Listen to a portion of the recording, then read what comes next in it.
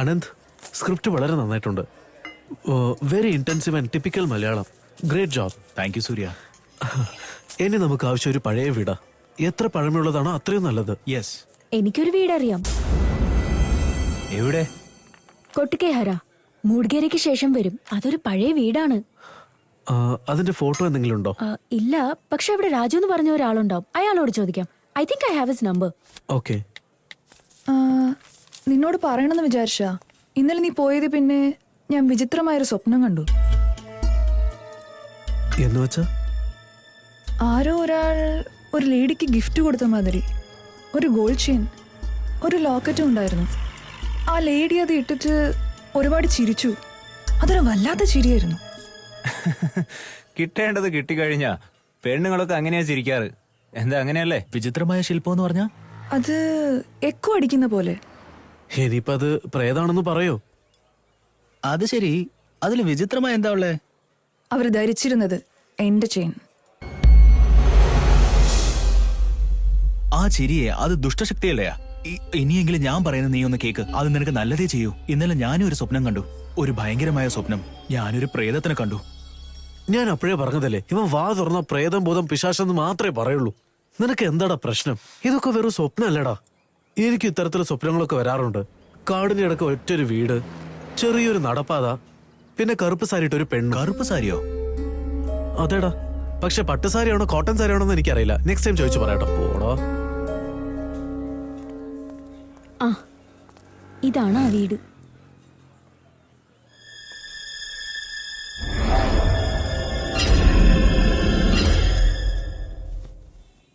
ഈ സമയത്ത് എങ്ങോട്ടാ പോകുന്നേ?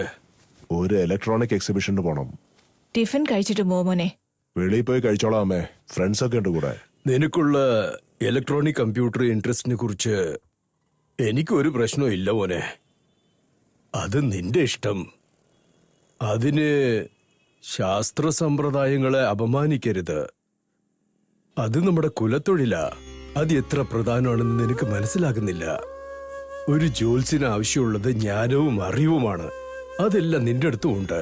അത് ദൈവം നിനക്ക് തന്ന അനുഗ്രഹമല്ലേ. അത് അപമാനിക്കരുത് മോനെ. നിന്റെ അച്ഛൻ പറയുന്നത് ശരിയാ മോനെ.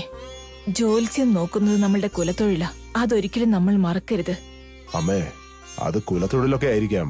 പക്ഷെ അതിൽ ഇൻട്രസ്റ്റ് ഇല്ലെങ്കിൽ ഞാൻ എന്താ അമ്മേ ചെയ്യാ?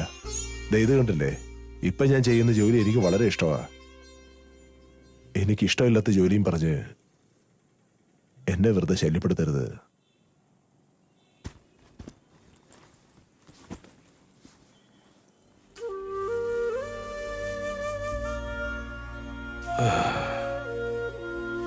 വിധി അത്രയേ ഉള്ളൂ.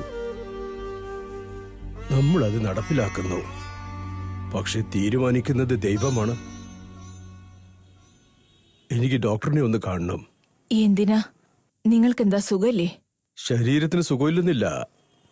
എന്തോ സംഭവിക്കാൻ പോവാ. എന്റെ മനസ്സ് പറയുന്നു. എന്താ ഇങ്ങനെ പറയുന്നേ? എന്റെ ഓർമ്മശക്തി കുറഞ്ഞു പോയോന്ന് എനിക്ക് തോന്നുന്നു. ഈ ഇടയ്ക്കായിട്ട് ചെറിയ ചെറിയ കാര്യങ്ങൾ പോലും മറന്നു പോകുന്നു. ഇതിനു മുമ്പ് ഞാൻ ജോത്സ്യം നോക്കുന്നതിനേക്കാളും ഇപ്പൊ കൂടുതൽ സമയമെടുക്കുന്നു. ഇങ്ങനെയെല്ലാം സംഭവിക്കാൻ കാരണം മേഘന ഇവിടെ വന്നു പോയതല്ലേ? ഞാൻ പറയുന്നത് ശരിയല്ലേ? നീ എന്താ പറയുന്നേ?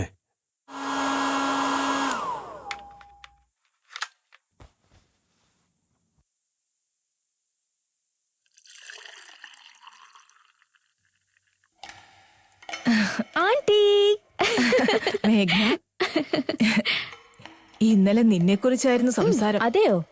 ഞാൻ നിന്റെ അമ്മയോട് ചോദിക്കായിരുന്നു, നിങ്ങൾ രണ്ടുപേരുടെയും കല്യാണം ഇനി എന്തിനാ നീട്ടിപ്പിക്കുന്നേന്ന്. സൂര്യ ഡിസംബറിനകം ചെയ്യാന്നാ പറഞ്ഞേ. ഫ്രിഡ്ജിലെ ഐസ് ക്യൂബ്സ് ഉണ്ട്, ഒന്ന് എടുത്തോണ്ട് വാ മോളെ. ഓക്കെ.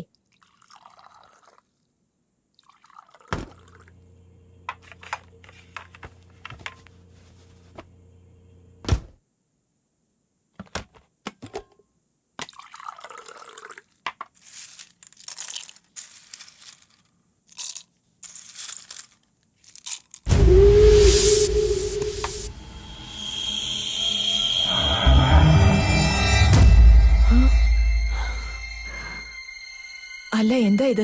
ഇത്ര വേഗം വെള്ളായോ? അതെ, അതിശയമായിരിക്കുന്നു.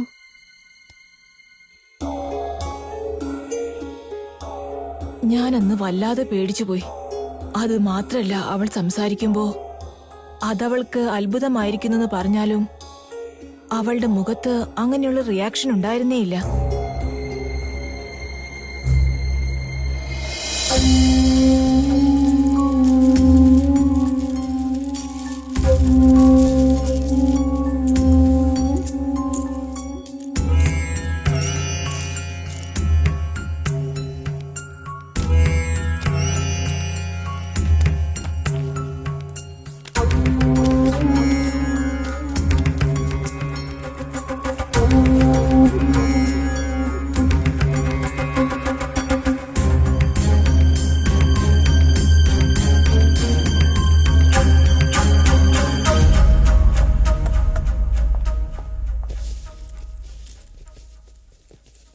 അല്ല, ഇന്ന് ഓഫീസ് ലീവാണെന്നല്ലേ പറഞ്ഞത്?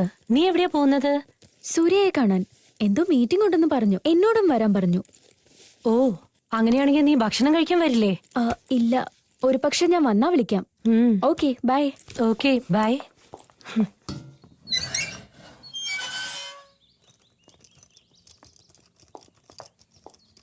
Hello uncle. സോറി അങ്കിൾ, സമയമായി, ഞാൻ ഇറങ്ങാം.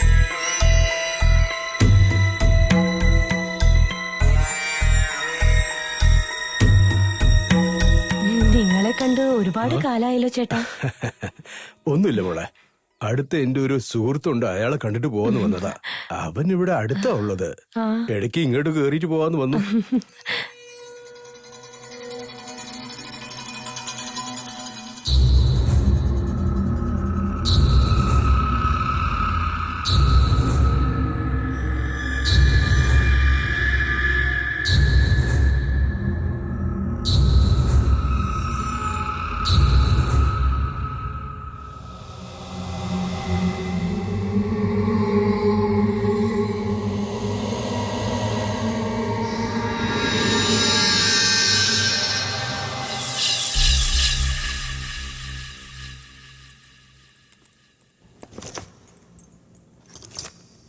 മേഘ എങ്ങനെയാ ഉള്ളത്? അവക്ക് പ്രശ്നമൊന്നുമില്ലല്ലോ? അങ്ങനെയൊന്നും ഇല്ലല്ലോ ചേട്ടാ. എന്താ ചോദിച്ചത്? വെറുതെ ചോദിച്ചതാ. രാവിലെ മുതൽ നല്ല തലവേദനയാ. കുറച്ച് കാഫി താ മോളെ. എന്തെങ്കിലും ടാബ്ലറ്റ് വേണോ? വേണ്ട മോളെ, കുറച്ച് ചൂട് കാഫി കിട്ടിയാ കൊള്ളാം. ശരി ചേട്ടാ.